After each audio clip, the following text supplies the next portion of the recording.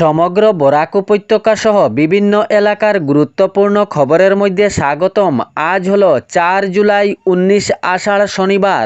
আজকের প্রথম খবরটি হলো প্যান কার্ড বা ভোটার কার্ড নাগরিকত্বের প্রমাণ নয়।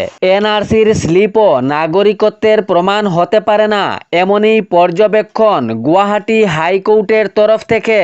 নাগরিকত্বের প্রমাণের জন্য সঠিক বংশবৃত্তের তথ্য আবশ্যক, এমনই জানিয়েছে গুয়াহাটি হাইকোর্ট। প্যান কার্ড বা ভোটার কার্ড নাগরিকত্বের প্রমাণপত্র হতে পারে না। নাগরিকত্বের প্রমাণপত্র হতে হলে সঠিক বংশবৃত্তের তথ্য আবশ্যক, এমনই জানিয়েছে গুয়াহাটি হাইকোর্ট। গুয়াহাটি হাইকোর্টের মতে কম্পিউটারে প্রিন্ট করা এনআরসি এর স্লিপও নাগরিকত্বের প্রমাণ নয়। নাগরিকত্বের প্রমাণের জন্য সঠিক বংশবৃত্তের তথ্য আবশ্যক। এর পরবর্তী খবরটি হলো ডিমা হাসাও জেলার জাটিঙ্গা নদীতে ঘটল এক ভয়ঙ্কর ঘটনা। আগামী 2 দিন জাটিঙ্গা নদীর জল ব্যবহার না করার জন্য বার্তা জানানো হয়েছে।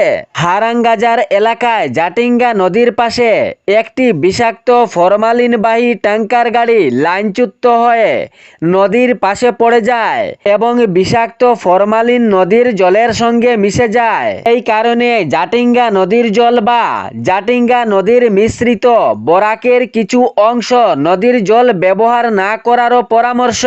এই ঘটনাকে ঘিরে কাছাড় জেলার জেলা উপায়ুক্ত এবং বড়খলা থানার ওসি কুলেন্দ্র কুমার হুজরি অনুরোধ জানিয়েছেন। নদীর জল কয়েকদিন ব্যবহার না করার জন্য বিষাক্ত ফরমালিন নদীর জলের সঙ্গে মিশ্রিত হয়েছে, তাই অনেক ক্ষয়ক্ষতিও হতে পারে বলে নিষেধাজ্ঞা জারি করা হয়েছে প্রশাসনের পক্ষ থেকে। এর পরবর্তী খবরটি হলো নিয়মিত এই ধন প্রদান করা হবে।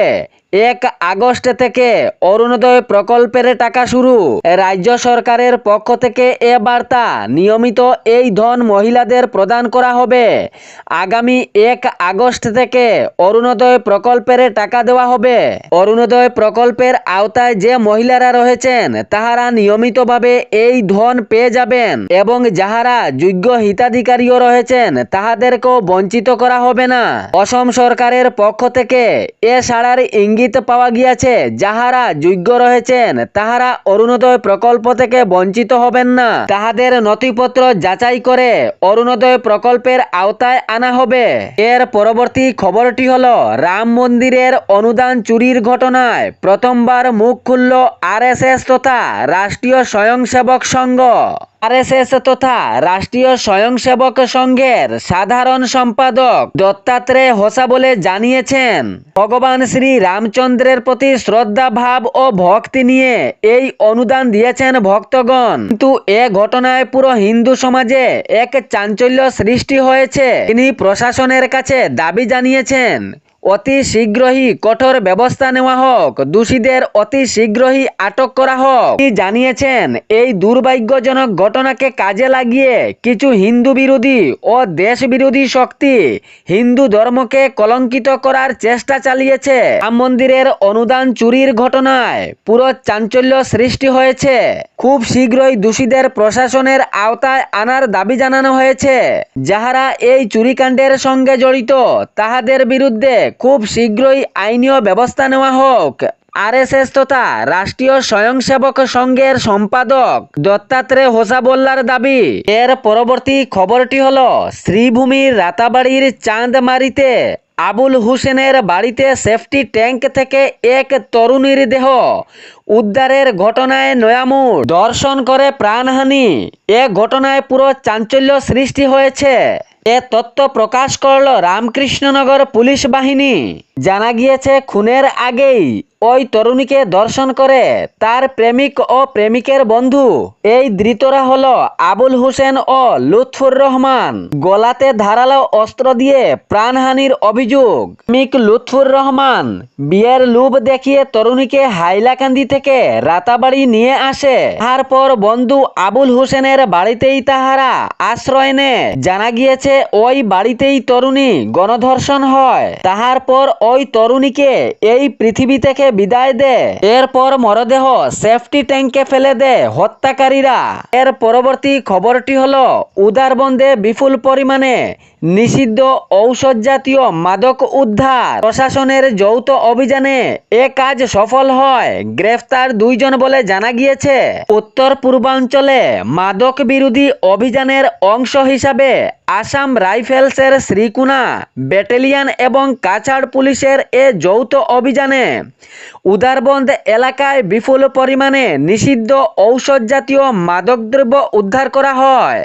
জানা গিয়েছে এই যৌথ অভিযানে প্রায় 7,25,000 টাকার কোডিন ফসফেট বাজেয়াপ্ত করেছে পুলিশ প্রশাসন এবং সঙ্গে 2 পাচারকারীকে আটক করতে সক্ষম হন। তবে পুলিশ প্রশাসনের তদন্ত জারি রয়েছে।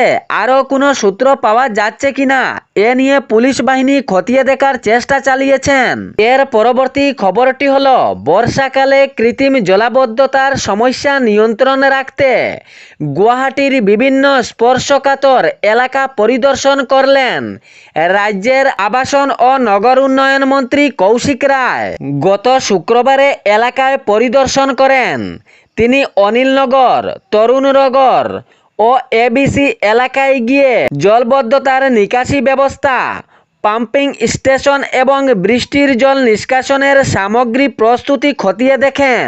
পরিদর্শনকালের সময় সংশ্লিষ্ট আধিকারিকদের দ্রুত প্রয়োজনীয় পদক্ষেপ গ্রহণেরও নির্দেশ দেন তিনি। পরিদর্শন শেষে মন্ত্রী কৌশিক রায় জানিয়েছেন, বর্ষাকালে জল জমে সাধারণ মানুষের দৈনিক জীবনযাত্রা ব্যাহত হওয়া কোনোভাবেই মেনে নেওয়া যায় না।